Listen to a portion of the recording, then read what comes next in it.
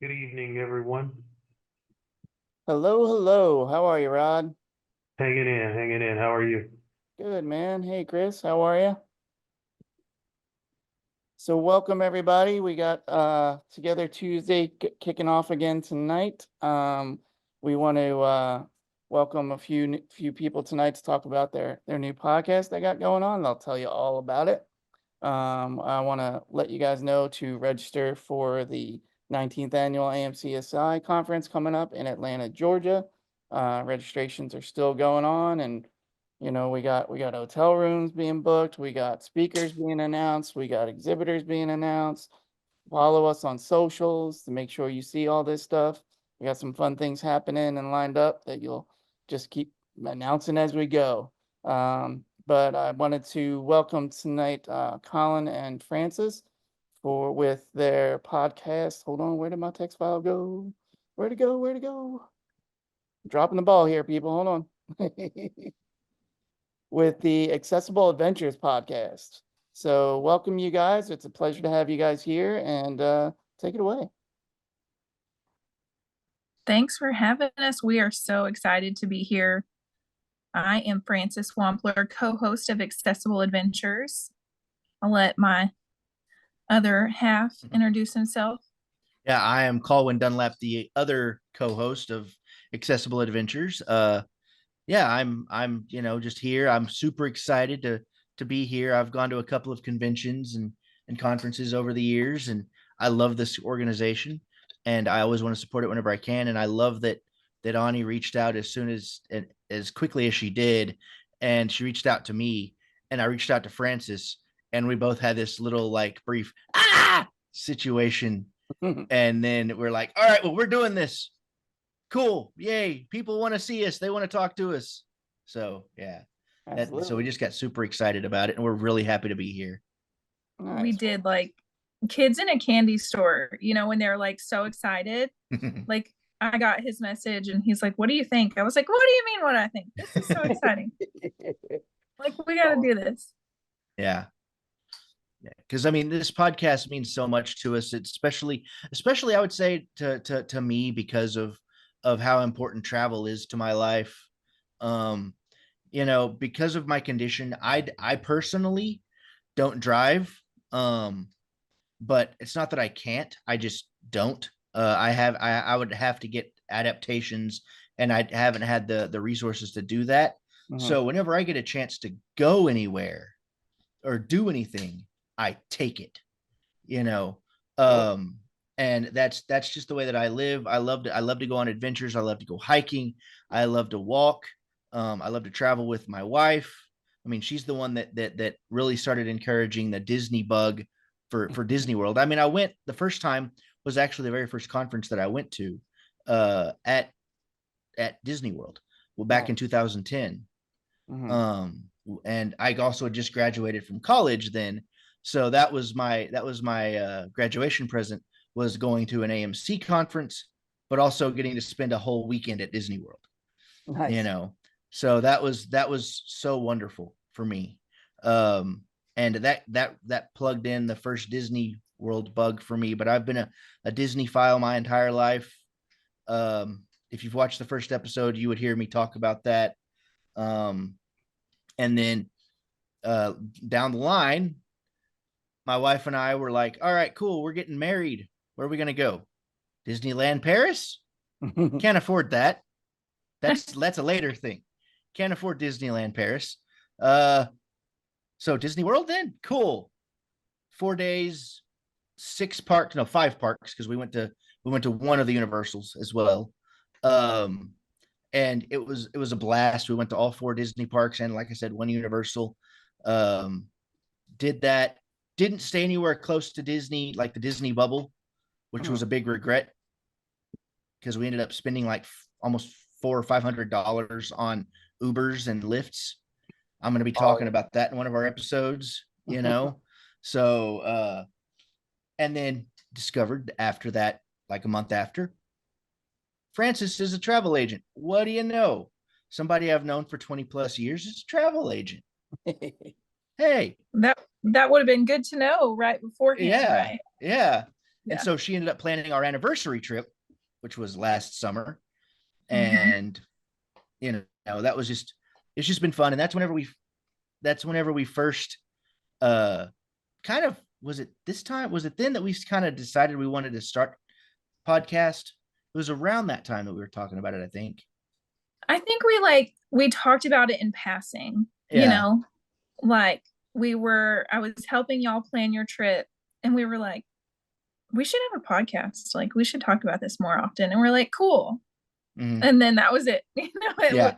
just, And then what really solidified it was whenever we started planning our next trip, which is a cruise, in a couple of months. Literally, we just paid it off this week, so we're over the moon excited about that. And yeah, so we're doing this thing, and that's the reason why we started the podcast. But other than the other thing is we're friends. We've been friends for 25 something years. We met at a summer camp a long time ago. We went to 2 summer camps technically together, Okay. and it was just so much fun. And then we kind of fell out of communication with each other, but we've always seen each other online. And then this happened, and yeah, I'll go ahead and I'll stop talking. Let Francis get a word in edgewise. hey, that's okay. I like, taking charge and throwing in all the important details so I don't forget. Like Colwyn said, we met 25 years ago at a camp, and it was my first real experience with meeting other kids that also had arthrogryposis. And I'm really not a shy person. I think I grew up thinking I was shy, and I think we talked about this in the first episode of the podcast. But I was just like not sure, right? Like I was pretty nervous, and I hadn't met anybody else that had arthrogryposis, and I was like, I remember telling my mom, like, they look just like me. Like, did you see? They look just like me. And that was what the camp was called. Our group was Camp Just Like Me. 25 years later, here we are. We reconnected a few years ago. I think we did kind of fall out of like consistent communication, but social media kind of helps you stay connected to people. And so we reconnected, especially right after, your vacation. I am a Disney, I don't want to say a Disney travel agent. So I'm a travel agent specializing in Disney. So I can sell any kind of Disney travel. And one of the things for me, whenever I started this kind of journey of travel agency, was like, we didn't have a great experience with a travel agent the first time we went to Disney, and I was nervous about going. I take a scooter with me whenever I go, and it just kind of helps me keep up with my family. And I just didn't feel like she had really good tips for me, and she just really wasn't sure. I asked about like, how does this work, or how does that work, or how do I rent a scooter, or how do I take it on the plane? And she just didn't really have good answers for me. And so I wanted to be able to become a travel agent and really have that perspective. And I think it really kind of aids to kind of separating me from some of those other travel agents. There's some great agents out there that specialize in Disney and other travel. But just kind of bringing that perspective and my love for travel. We've kind of talked about a little bit on our first episode of the podcast that, it's not just Disney, and it's not just AMC, but it's any kind of disability or challenge, and it's any kind of travel. So we don't want to just isolate ourselves into this bubble of we're only talking about Disney or Universal, but that's kind of where our hearts are. A piece of my heart lives in Orlando, Florida. Same. So we'll definitely do a lot of talking about those things, but we want, to hear from other people. Like, what do y'all want to learn about? What are the questions you have if you're eager to travel, but things have been holding you back? We want to be able to help lessen some of those concerns and burdens for you, just from our perspective, in both of us kind of traveling and enjoying travel, and being able to encourage people to travel and help them not be so scared or nervous, or be able to show them pictures or videos of things that they might be worried about, and just kind of break down some of those kind of stigma barriers. so that we can encourage other people too. If you want to go to Disney, that's great. If you want to go somewhere else, we want to encourage you to kind of make that happen. Nice. Yeah, to add, oh, sorry, Ted, to add to No, that no, one go ahead. quick right thing. I have traveled a couple places internationally. Mhm. I just want to pinpoint that out there in case people are a little concerned about, especially in Europe, how I've traveled to Europe, a couple times. So that's what I'm saying is if people are nervous about going to Europe and seeing like how is somebody going to look at you, will they look at you funny, will they do those kind of things? Generally, no, they won't. You're a human to them. It's one of those things. But I do a lot of research about places that I want to go to figure out those kinds of exact things. And if somebody has a question about something and they come to me and they want to ask like, hey, what about traveling here? What do I need to bring? What all this kind of stuff? I will certainly help them out with that too. Mhm. Yeah. That's actually what I was gonna ask is what type of other traveling too. And we had a question from Melissa on Facebook. She wants to know what part of Europe you were traveling to. Okay, I have gone to Scandinavia. I've gone on 2 different pilgrimages with my church choir. Mhm. We went, and I was one of the spiritual leaders for them as well. We went to Scandinavia. I've gone to all of the major countries of Scandinavia: Norway, Sweden, Denmark, and Finland. Mhm.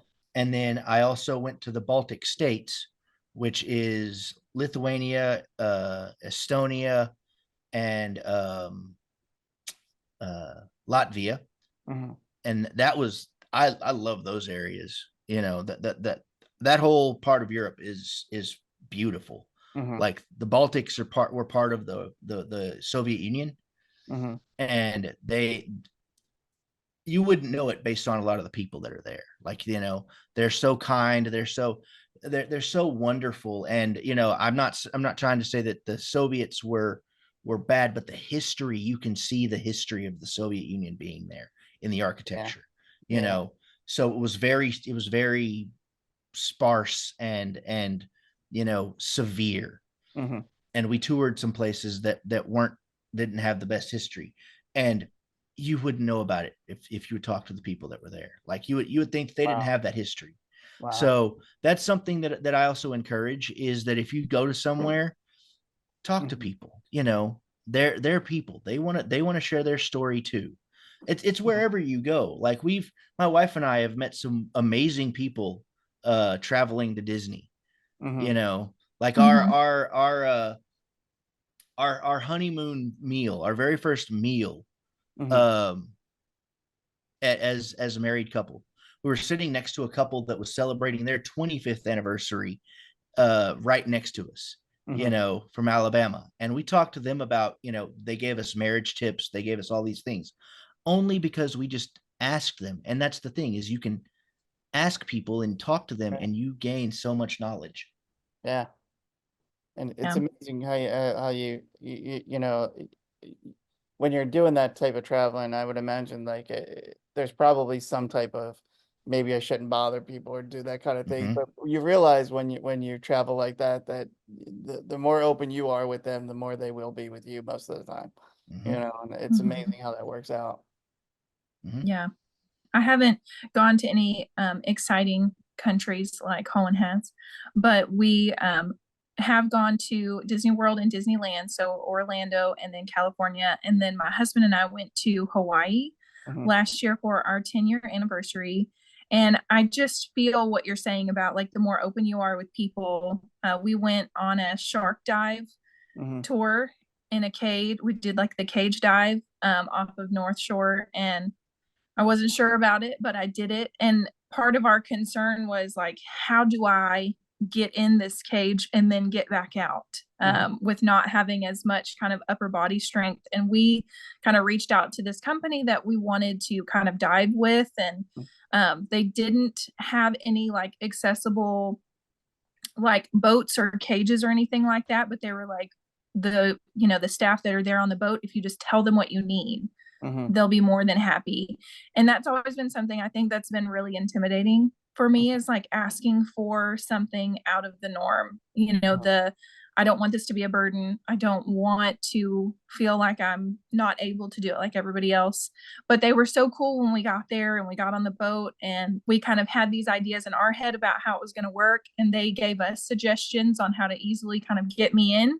And then when it was time to get out, again, we kind of had these ideas of how it was going to work. And they were like, no, like, if we, do it like this, and then your husband's in the water and we're up here to pull you up and he can give you a push, like, if you're good with that, then we're good with that. And they just made me feel so comfortable. Nice. It wasn't ever like, I'm not sure about this. Maybe I shouldn't try. So I didn't miss out on that kind of opportunity of swimming with sharks, which was Nice. a little intimidating in itself, but Yeah. just not that fear of missing out. You don't want to miss out on the opportunity because you're nervous about asking for help. And I have not been one to enjoy doing that. I've been pretty prideful, my whole life. There's some pictures of me on our podcast in a scooter. And I told Colwyn, like, up until probably a year ago, I haven't wanted to share any of the pictures of me in a scooter. And it's like, I talk about renting a scooter, like everybody knows that that's what I'm doing, but it's just like being comfortable with who you are and being able to share that.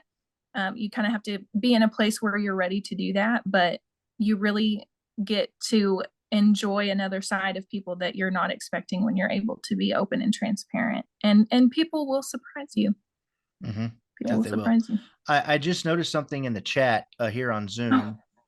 Yeah. And I wanted Frances to take that one because that's kind of in her wheelhouse. Yeah. So question about accessible transportation. So if we're talking about Orlando in general, I can't really speak to what kind of transportation options are, kind of out there. I know there's like Uber and Lyft. I do think that it would be better if they had more kind of accessible options. If you're talking about Disney World, it's a lot more accessible than you might think. Disney World has a contract with Lyft for their minivan service, and they have accessible vans. So they can pick you up in whatever kind of transportation device that you might have and load you up and load your family up. The bigger vans do hold less people. Typically, I'm a mom of 3. So with me and my husband and our 3 kids, sometimes we kind of outweigh the capacity with the scooter. Checking the mini Suburban. Yeah. So sometimes they'll have to pick you up in 2 vehicles, but as long as you would have originally fit in the accessible van with your scooter, then they'll bring on a second car and pick you all up, and it's not an additional charge. Disney also has free transportation as long as you're staying at a Disney resort or a Good Neighbor hotel. You can utilize Disney transportation. So the bus services, they are fantastic. They will help you park your ECV or wheelchair on the bus. They'll kind of help navigate. They can kind of take over the controls if you feel more comfortable that way, or they'll kind of coach you through how to get securely fastened. And then the monorail service is you can just drive straight onto it. So if you're staying on the monorail loop or going to a park that way, it's pretty accessible. And then the Skyliner, which is the new kind of transportation, the gondolas, they're also very accessible. There are different kind of lines depending on if you're at the big hub or one of the satellite locations. But you just kind of get ready and they slow it down. Some of the places they'll stop the car altogether and they'll let you pull on. They'll load your family up and you'll get going. So I have never felt more comfortable than I do on Disney property in a scooter. They're the most, I've said this a few times, but they're the most accessible place that I've ever been. And they don't make you feel bad about it. You're the first one on, the last one off. So there's not anybody there kind of watching you get situated, and you don't have that pressure of like, I got to park the scooter. I got to hurry. I got to get my seatbelt on. They really kind of give you whatever amount of time that you need. So yes, Orlando in general could probably use some additional accessible transportation, but there are a lot of options if you're talking about Disney World and what they have to offer. A couple of things that I wanted to add to that is, now, whenever you talk about the Skyliner, that only connects Hollywood Studios and Epcot, right? Hollywood Studios, Epcot to Art of Animation and the Riviera Resort, and I Okay. believe also Pop Century. So if you're at those resorts and going to those parks, Mhm. you can utilize the Skyliner. But yes, you're correct. It doesn't go everywhere.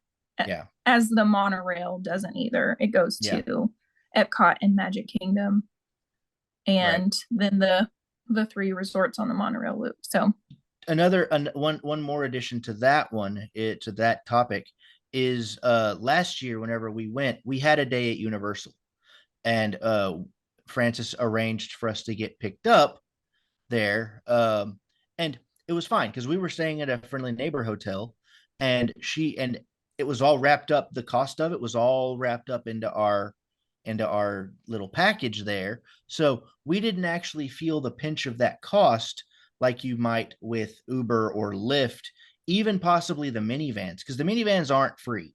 That's something else that we should mention too, is the minivans are not free.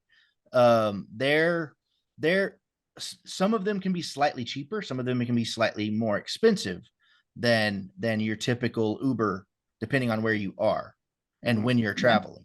So just to kind of add that in there too, because like I said, the first time that we went, we spent like $500 that we were not expecting to spend on transportation all around the Disney bubble and a little bit beyond.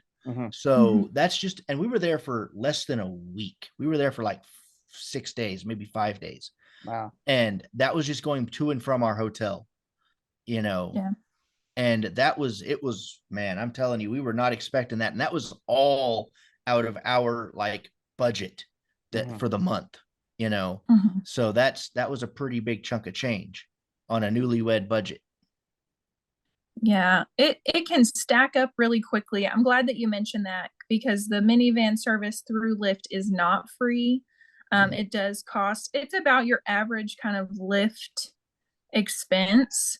But I don't, when I'm talking about like clients, like when I'm booking the package for you and your wife or other families that are traveling to Disney with me, I don't want there to be that, well, I didn't know this was going to cost me more money. So if there are those options of building in those things, if you're staying at Disney property and you want to go over to Universal, there's ways to roll that in when we purchase your Universal tickets. They have transfers. If you're staying on Disney property, all of that transportation is included when you're going to Disney parks. So there are ways to, like you said, like lessen the sting. And so that those fees don't kind of stack up, because it can get really expensive if you're talking about transportation, especially like specific transportation that is not included, like those kind of back and forth things. It can be a lot. I'm sure Kevin mentioned Caribbean Beach. I have the chat open over here.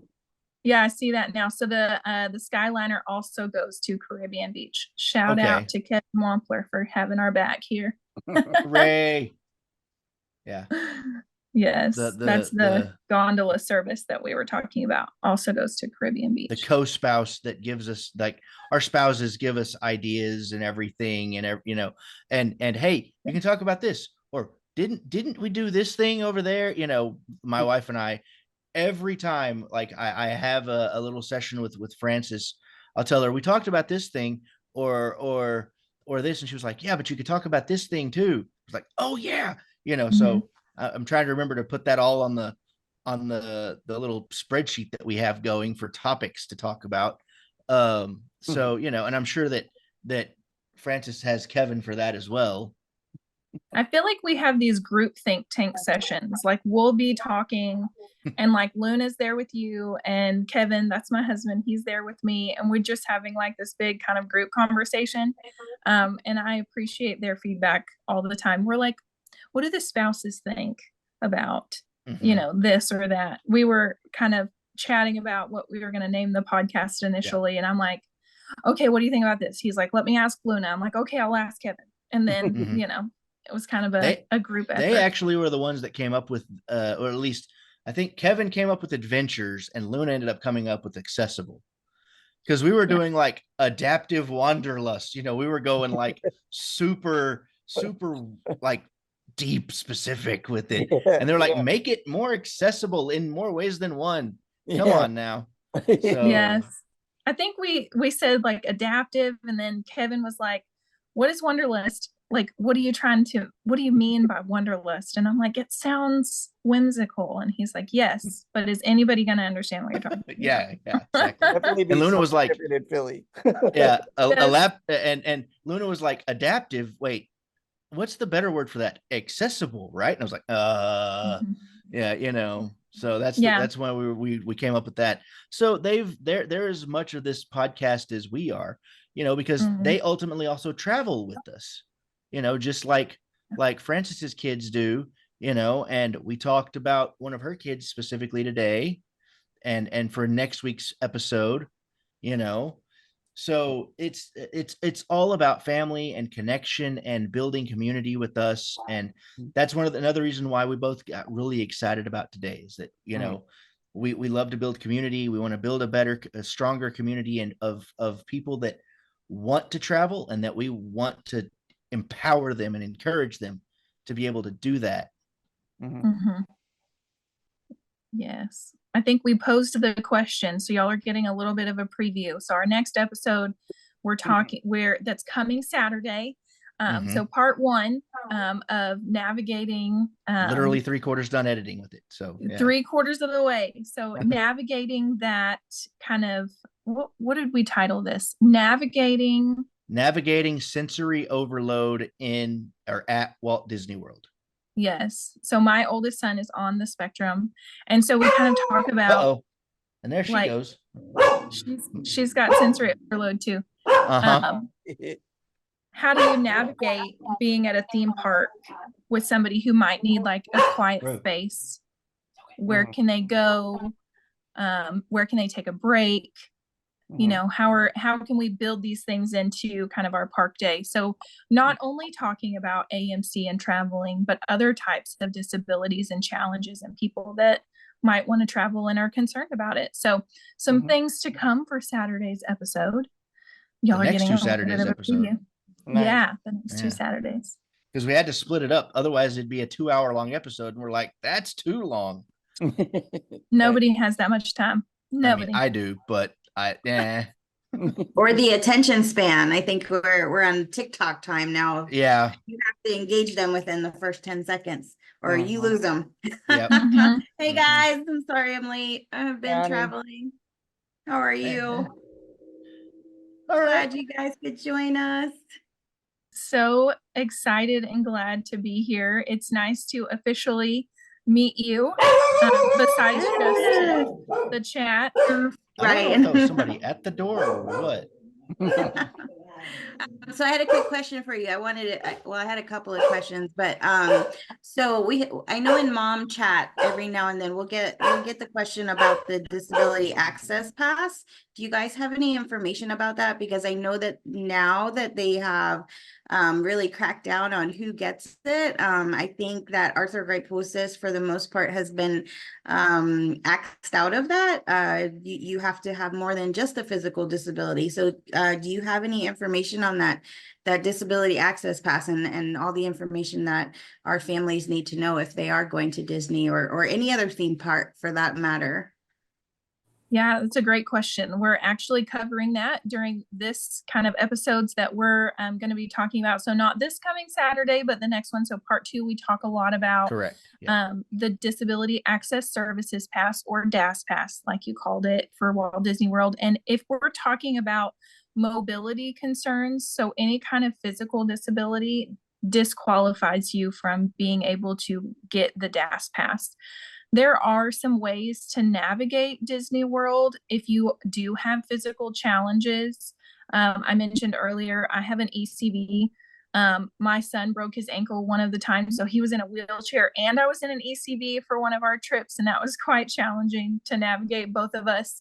But it can be disheartening to hear that, you know, arthrogryposis is not able to have access to the DAS Pass, but it is more of those individuals that would struggle in other ways, because so many of the lines are accessible now at Disney World. That's, I think, why they have taken away there are so many people, and I don't ever want to say that people take advantage of ECVs or things like that, but I think there are so many people that are on an ECV or some other kind of mobility device. They've gone to creating things that are accessible, and so the DAS pass is not, from their perspective, maybe it's not needed, which is really challenging and can really, I think, be disheartening to somebody that wants to go.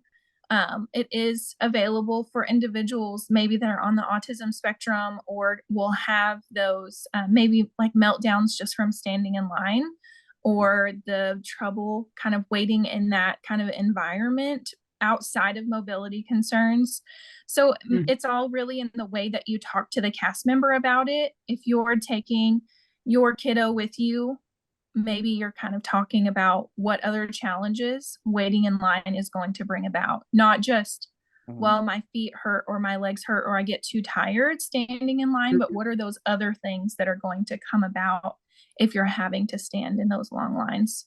But yes, mobility concerns typically kind of X you out of the DAS pass. You can request it in advance up to 30 days. So at that kind of 30-day window up until 2 days before you're going to Disney, you can do the chat. On one of our episodes, we're going to have the link. I can send it to you, Ted, and y'all can post it maybe somewhere on this page so that y'all have access to it and you can learn more information about the DAS pass. Sure. And that's just that opportunity of chatting with a cast member versus having to do it when you're there on person. Your first day at the park, you could go to guest relations and talk to them about your needs and asking them about the DAS pass. But that kind of adds that extra layer of maybe discomfort for someone that already kind of struggles with asking for help, or maybe doesn't want to have to be talking about their challenges in a larger kind of group of people. There's a lot of people at Disney, so it can be challenging, but you can do that in advance. And if you're approved, your person that's approved for the DAS pass can take up to 5 people with them, and you're still waiting. So I always want to make sure that we let people know the DAS pass is not like unlimited lightning lane access. You're still having to wait. So it's all based on like wait time. So if there's a ride and the wait time is 30 minutes, you're still going to wait 30 minutes, just not in line, not in the queue. So you can find a quiet corner, take a break, get a snack, maybe take a bathroom break, just kind of chill. And then you'll enter through the lightning lane entrance of that particular ride. So I think that there's a lot of confusion too around like, what is the DAS pass? And I should have unlimited access to, all these lightning lanes. And that's just not really how it is either. It just helps those individuals that can't be in that environment for that amount of time. And I do hate that mobility concerns have kind of been taken away from that, but there are so many rides, if they're not accessible, that you can still enter through the exit. So that's something that we hope to kind of talk about. What are the different accessibility areas throughout the park? Because there's tester seats. If you're not sure that you could do this particular ride, they have seats available where you can test it and try it out outside of being on the ride. You can also ask for additional time to load up. So like on Rock and Roller Coaster, they'll take you in through the exit and let you get on once of all the people that have just rode right before you. So it's you, your party, and the cast member, and that's it. Not everybody that's waiting in line. So kind of a preview of what's to come, but we hope to kind of talk about that some too, because AMC doesn't qualify us for the DAS pass. What are those areas that are accessible at Disney World, but also in other places that we've been? Colwyn's been to Universal. So really talking about his experiences and what kind of things are accessible there. Also talking about flying. Flying can be intimidating for someone with a disability. So kind of talking about pre-boarding and the different airlines and the successes, but also the challenges, because there are still challenges at the parks and traveling. So that's a really long answer to your question. Yes, I have a little experience with the DAS pass. And then I'll give y'all the link so that viewers can do some research on it. And then we'll talk about it too on the podcast in episodes to come. And in a couple, and she brought up airlines in a couple of episodes or down the line. Virgin Airlines is about to release a seat that's Mhm. not a seat. It's an air, Mhm. it's a thing that you can load a wheelchair up in, and you can stay in your wheelchair while you and just fly in your wheelchair. They give you an extra seat belt that you can keep yourself in more. And they're hoping to basically patent that and then give it to other airlines and make it more available. That way people don't have to worry about transferring from their own wheelchair and all of this other stuff. The problem's going to be is will it fit, will one size fit all kind of a Mhm. thing. You know, Yeah. it at first, a band-aid doesn't stop a bleeding wound, but it can help. It starts the process, Right. Mhm. and you have to start somewhere. Mhm. Yeah. Now, Yeah. And yeah, go ahead. Go ahead. All I was going to say was whenever it comes to the disability thing at Disney World, um, I myself have never had a problem with it. The time that the times that I struggle with it are because my feet and my ankles are reconstructed. They're fused. I can walk miles, no problem. You get me standing for longer than 10 minutes, I'm wobbling. I'm trying to, I my feet have to be moving or else I'm gonna be on the ground, Right. and not in a good way. Right. I'm gonna be laid out. I don't want to move. Don't touch me, something like that. And that drives me nuts in a queue like Flight of Passage in Pandora at Animal Kingdom. That's the most beautiful queue you'll ever see, but man, is it long. you know so that's something to talk about and consider within that. And I don't know, Francis, are you allowed to bring an ECV in once you get inside Pandora? Like you once you get can. inside, you can? Okay. Because I don't remember ever seeing one once you get, especially inside the cave area of Pandora. I Mhm. don't ever remember seeing one. Yeah, so you can pretty much on the newer rides take your scooter like all the way in. There are Mhm. some older rides that you can't, that they kind of have you go in through the exit, like Big Thunder Mountain Railroad. You enter through the exit. Same thing with like Rock and Roller Coaster. You go all the way through like the normal line, but they kind of pull you out.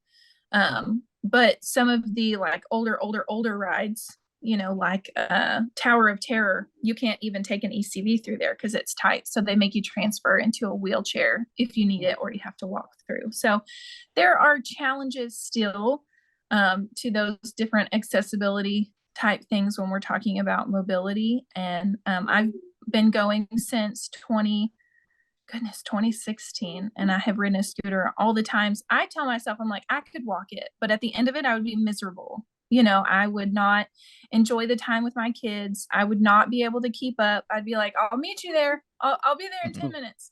And so that for me is that opportunity to kind of keep up with everybody. It's still a lot of walking. Even with my scooter, I typically get 5 to 10,000 steps in a day, because there are certain rides that you kind of have to park and then get out and whatever. But there's a lot of really easily accessible things. I think Kevin in the chat said Jungle Cruise. That's one of those if you don't feel like transferring, if you don't feel comfortable, you don't have to get out of your ECV or wheelchair. They'll load you up, they spin you around, and then lower you onto the boat. And it's kind of like you get an extra like 3 to 5 minutes with the cast member, just you and them. So it's pretty fun. They load you up again on the exit, so you don't feel that pressure of like, okay, I gotta hurry, I gotta get situated and get up here.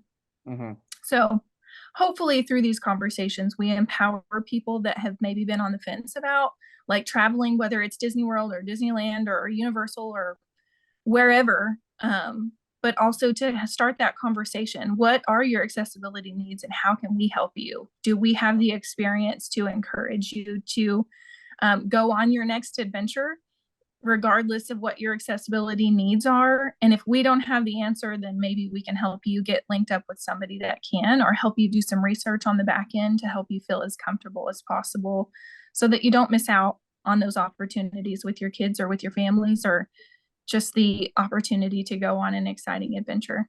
And I think that's really what this all kind of started with, was me planning trips and Colin and I knowing each other for a long time and just really wanting to share our love of travel with people that, you know, maybe you have AMC like we do, or maybe you have kids with AMC, or maybe you have a child with autism, or maybe you have family members or friends, or you just want to learn about those individuals and how to better interact with them.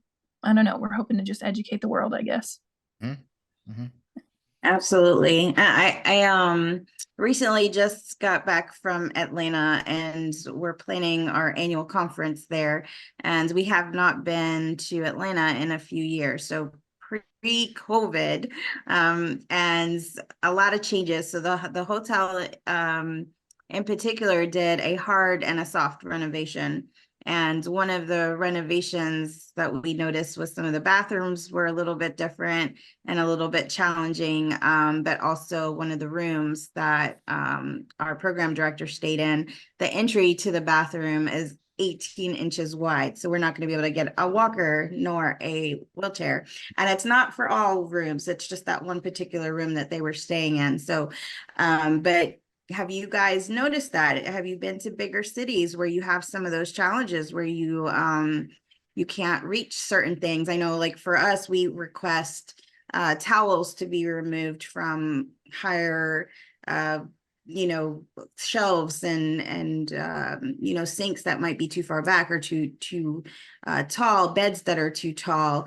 Those are all things that we consider, but we're also up against the hotel industry that only I think there's just a certain small number of rooms that are required to be ADA compliant and have roll-in showers.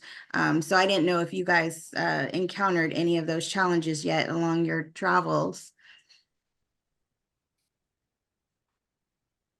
Colin, you want to go or you want me to? Yeah, He's like, I was Yeah, thinking they're of a thinking couple of face on. places. Yeah, I was thinking of a few because internationally I've traveled and had some interesting restrooms. It's always the restroom, of course it always is. the restroom. Yeah. And for me, the bathtubs, I have never had a problem stepping in and out of a bathtub in my life until I went to Europe. And the bathtubs there are very steep and very tall. So like I could barely step into it safely. And we didn't request because I didn't think I would need it, because I normally don't need the accessible room. A lot of times accessible rooms for me equals I don't use it. I don't need it. And a pole doesn't help me because I don't have the upper arm strength to do anything with it. So I'm like, let somebody else that actually needs it use it. I don't need it. So that's always been my rule of thumb. Now there have been a couple of interesting ones in the States that I've been in. They're usually like the lower end hotels, or motels in that case. That they don't see any reason that they have to qualify for it. And I can't blame them. It's expensive to do it, but at the same time, I'm also like, it is technically the law, Right. but on one hand, it's also expensive. And if they only have a customer every once in a while that need it, I understand that they're a small business. They can't really afford to do it. I'm not going to push them, but that's really been it for me. I've never had a bad experience with like a big name hotel for mobility or accessibility issues. So what? Trying to figure out what my dog is doing. That's good to know. I know that I traveled for the symposium over to Russia and to Poland, and I traveled with Ileana, who's an adult living with Arthrogryposis.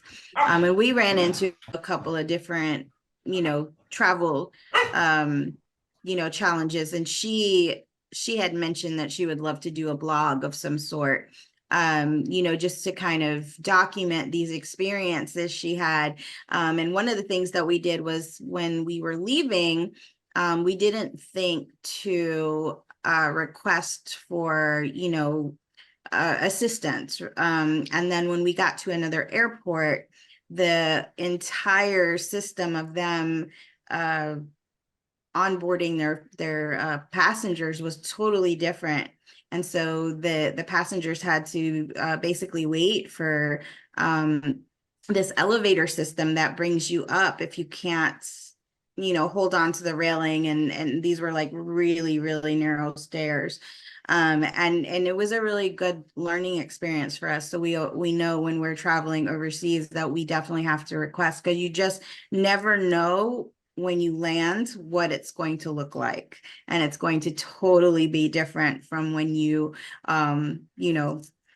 start out and you go there. So and I will say it is nice to learn these challenges and just really troubleshoot them as well. So we know now if we go to Poland or to Russia to request assistance. But I think the other challenge in the bigger cities is, of course, like the curb cutouts. You don't ever think about it, but for some cities they don't. And I know there's some history, for some it's history. They can't, upgrade because of, their laws or their town history. So those are things, other challenges, just even navigating through tourist attractions could be challenging.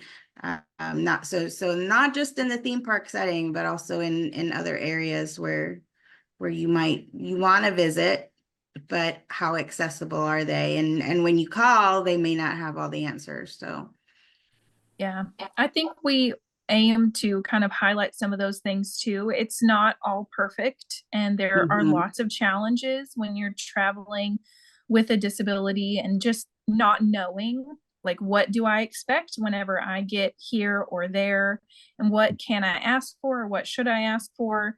And so I think part of this too is highlighting where those challenges were for us. What are the things that were difficult that might make it easier for someone? Knowing that, maybe traveling to another country, asking for assistance. I think one of the things I've noticed with traveling is they're trying to maximize so much of the space in rooms. You've got these taller beds so that you can put your luggage under the bed, and you've got these small bathrooms so they can get all these different things in the room. And so those are things that can typically be challenging. And so just kind of knowing that going into it. One of my favorite resorts, we're Disney Vacation Club members because we're Disney nerds, and we stay at the old Key West Resort, and it is like my favorite place to be. But because it's so old, there are not elevators in all of the buildings, and I have a scooter, and that can be really challenging to navigate. Like, do we carry the scooter up and down the stairs? We, not being me, my husband, and whoever's traveling with us, do we do that every day to make sure we're charging it? And they've got like chargers outside your room door so you can charge things like that. But I'm like, I get that everybody should be on really good terms, but if I leave this out here, is it going to be here tomorrow? Just that like concern of like, how does this work if I leave this outside? So kind of navigating that has been challenging too. And we've built really great relationships with the manager of that resort. And so when I'm coming, I'm like, hey, it's me again. I'm headed your way. Because I'm in the same camp as Colwyn. Like, I don't want to take an accessible room from someone. The bar is not going to help me or be beneficial to me. If it was me staying by myself, it might. But if it's like me and my spouse and my family, like, I would feel comfortable being in a room that maybe is not accessible, but I still want to be maybe on the ground floor or in a building with an elevator, so that we're not carrying this 115-pound scooter up and down the stairs for whatever reason. So again, it's part of that, like, asking for help and building relationships that can be really intimidating, especially for someone, like me, that was told, wear these braces, they're going to help you. And I'm like, oh no, that's not fashionable. I can't wear those when I was young. So being prideful and maybe private and not wanting to share everything with just everyone, those can be challenging opportunities. So pointing out those things too, like for people, like this is what worked for me in this scenario, I think is part of what we want to accomplish too. Not everything is great everywhere, and there are going to be challenges. So maybe we can highlight that and let people know, so that if they're ever traveling to this place or, doing something similar, they can be prepared and know what to ask for. Absolutely. So Yeah. we've got about 10 minutes left, and I wanted to take some time to just kind of plug you guys. Ted and I were talking earlier about the possibility of you guys maybe joining us quarterly, maybe like every 3 months, to kind of update us on some travel tips that you might have learned. And who knows, we could possibly even build a relationship. This was like a brainchild of Ted. He was like, maybe we can mutually, support one another. You plug us, we'll plug you. Y'all are going to be plugged in the next episode. Nice. This meeting is going to be plugged. Nice. We've already recorded it. We did. Yeah. We recorded today. I said, we're recording this today, but when you hear this, it's Saturday. So you'll have to go back and, Yeah. find it. And yeah. I love that idea. Specifically, I want to put this out there. And I want to say this, not out of any selfishness or anything like that, but at that point in like 3 or 4 months, I will have gone on a Disney cruise. And I don't know, nice. if Okay. and Francis planned it all, and that's something else that I'm going to be paying very close attention to, is how accessible are the ships and everything. Because, it's a cruise, it's a ship. It's not supposed to necessarily be friendly, about these things. But it is Disney. Mm-hmm. Yeah. Disney is known for that. Now, a ship is not necessarily friendly, like I said. So there's still going to be this element of, can I be accessible here? Can I find something out here? Like, we almost took an accessible room, but whenever we looked into it, again, all it was poles. And I'm like, no, give that to somebody else that needs it. But I will be looking for all of those things on the Disney Magic, which is also the oldest of the ships. So, that we're going to be on the oldest one, not necessarily the newest one, the Destiny that debuts next year. Although that's on my to-do list.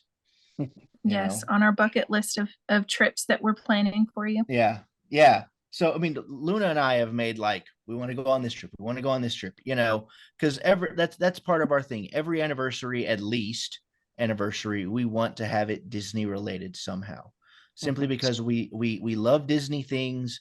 We love Disney parks. We're both artistic, adventurous people. We want to go have fun at a place that we know can give us fun. We want to have that. We want to live that Neverland mentality that we have. That's another episode that I'm going to talk about, is Neverland mentality. And I think that also with a condition like AMC, if you do not have Neverland mentality, you're just giving up on life. If you don't have that, like, hey, I have to live this life or I'm going to be miserable. No, you got to have some happiness, some pep in your step. I'm alive. I can do things, if otherwise you're just going to let AMC defeat you. And you can't do that. You can't do that. I think we both said in the intro episode, that's the one that's available right now on our podcast, is just kind of our introduction. But like, we both have AMC, but that doesn't define who we are. It doesn't define who we are as people, or as a husband, as a wife, as a mom, as a working person. Like, that doesn't define who we are. And we are living with this.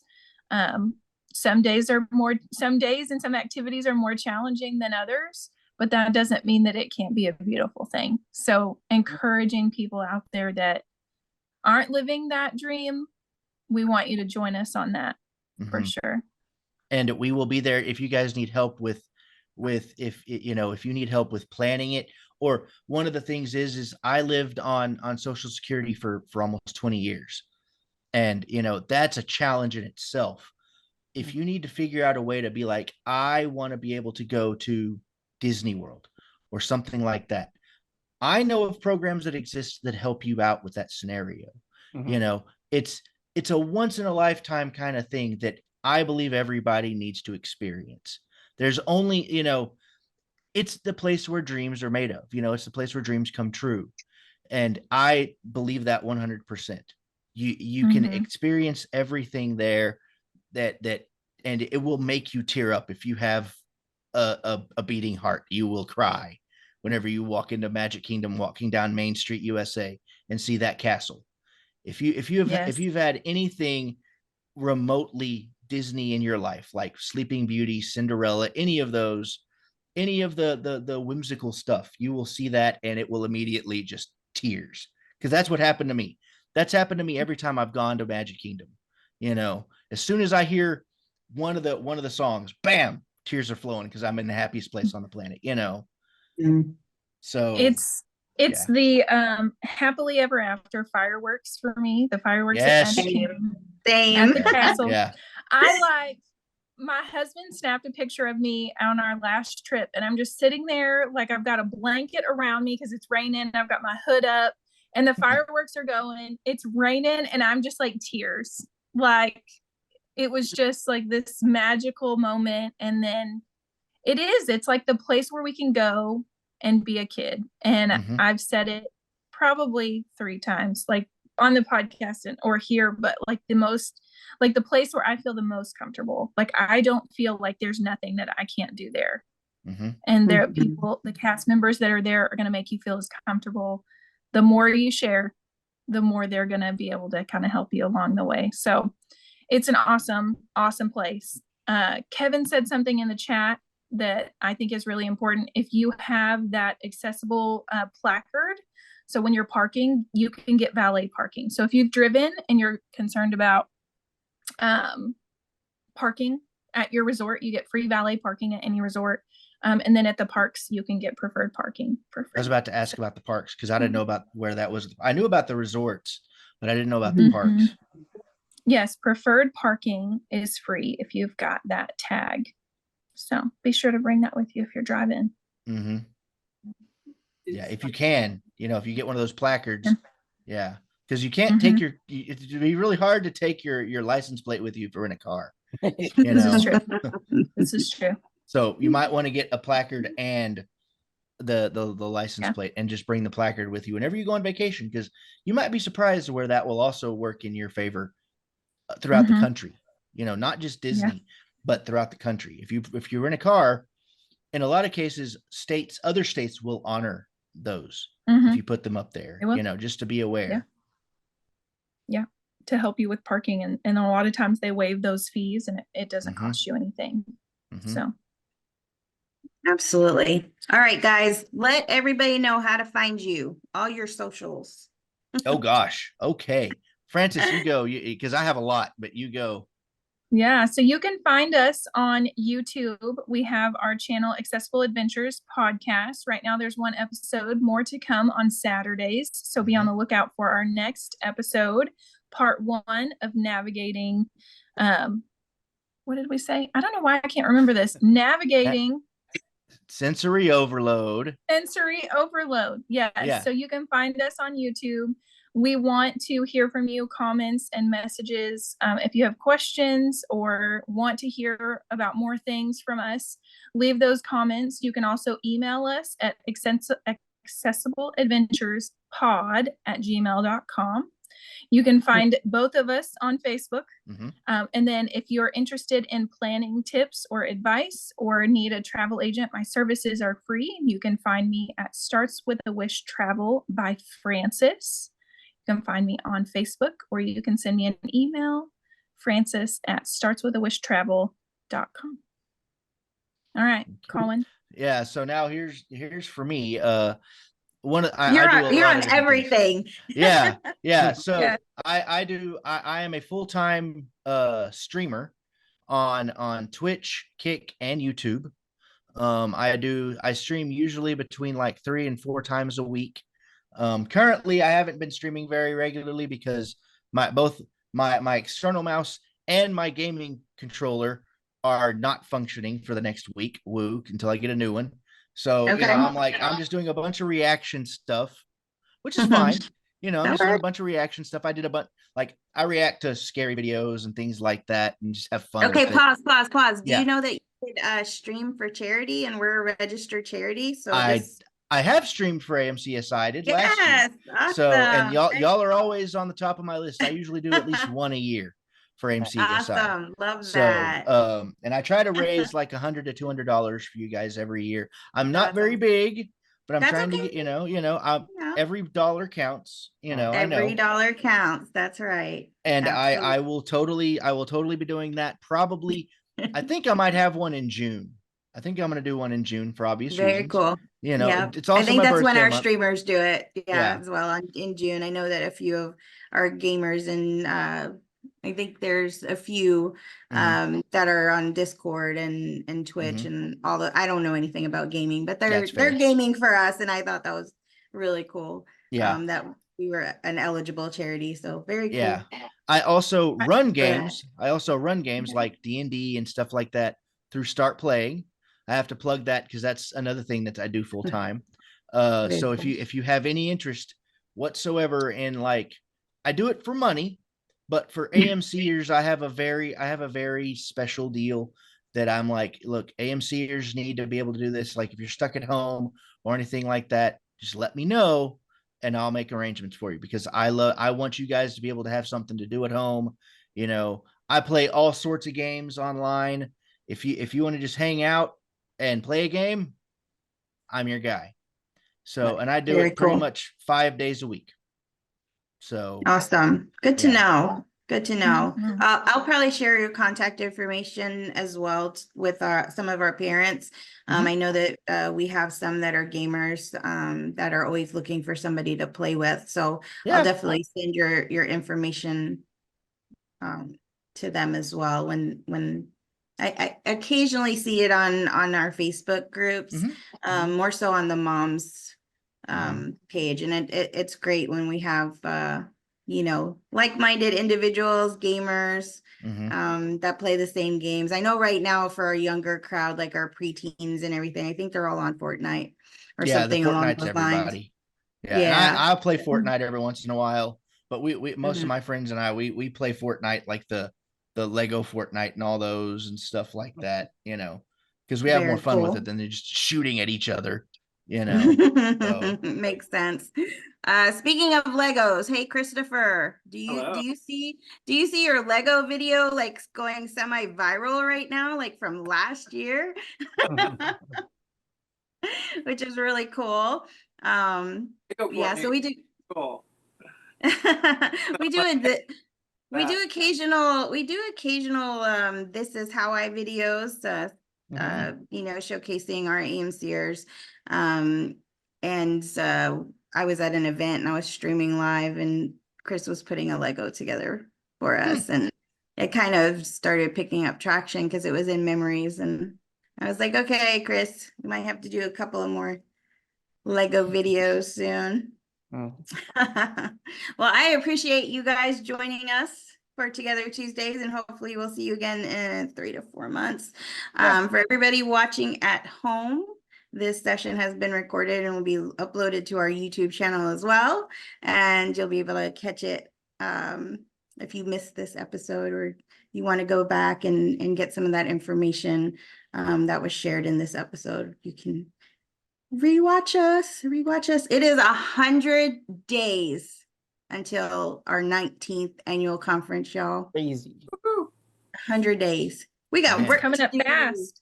It is coming up fast. So hopefully everybody is getting registered for our conference. There are a few ADA rooms.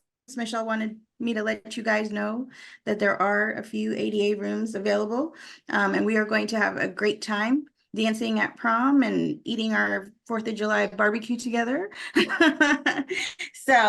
But stay tuned for next Tuesday for Together Tuesdays. Hey, Ted, do we have a secret word for today's episode? We Or are we just do. gonna? We Oh, we do. Okay. we do. We're See, gonna I'm use late to the party. It's all good. We're gonna use the word podcast tonight since that is Oh, the yeah. Okay. winning topic of the Nice. night. So the first person that emails us at info@amcsupport.org with the word podcast will win an item from our shop. And a And we will prize. free prize, free stuff. Who doesn't like free stuff? Right. And we want to thank you both, Francis and Colin, for joining us tonight. It's awesome to hear about your podcast, and we look forward to seeing where you guys take it and partnering up every other quarter to touch back and get back in touch. And with that, I just want to say be safe and be strong, everybody. Take care.